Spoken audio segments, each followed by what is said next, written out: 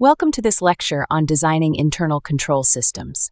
In this session, we'll explore how to create effective, risk-based control systems that support organizational objectives, protect assets, and promote operational excellence. Designing an internal control system is both an art and a science.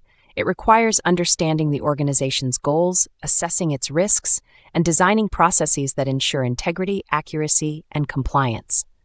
The goal isn't to build a system that eliminates all risks, but to design one that manages them intelligently. The COSO framework provides a structured approach for designing internal control systems. It starts with clearly defining objectives in three key categories: operational effectiveness, reliable reporting, and compliance with laws and regulations. Once these objectives are defined, the organization can design controls that directly support them. The first step in designing internal controls is risk assessment. Every control should address a specific risk. Management must identify where things could go wrong, whether it's financial misstatements, process inefficiencies, fraud, or regulatory non-compliance.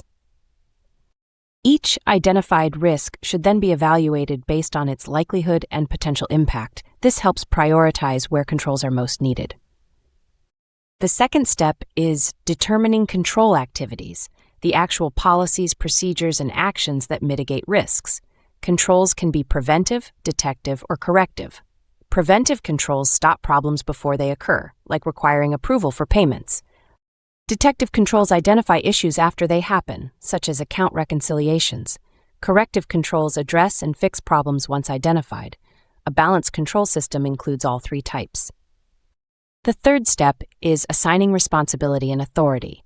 Clearly define who owns each control, who performs it, and who reviews it. Segregation of duties is essential here. No single individual should have control over all aspects of a transaction. This separation prevents both errors and opportunities for fraud. The fourth step is documenting processes and controls.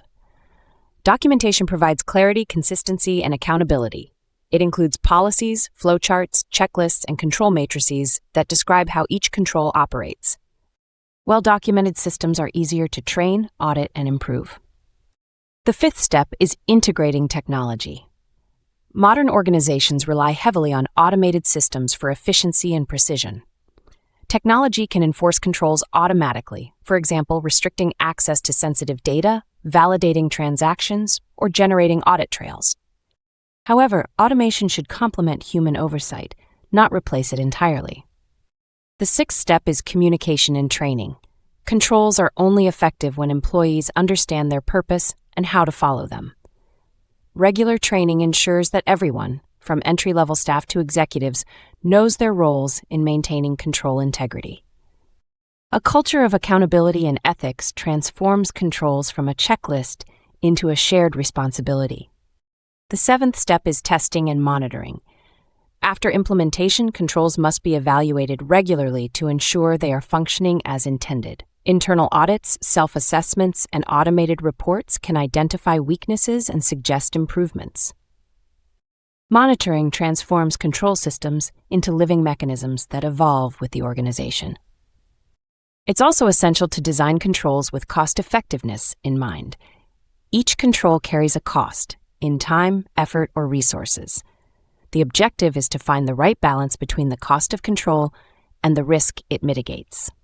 Excessive controls can slow operations, while too few can leave gaps that expose the organization to loss. Let's consider an example.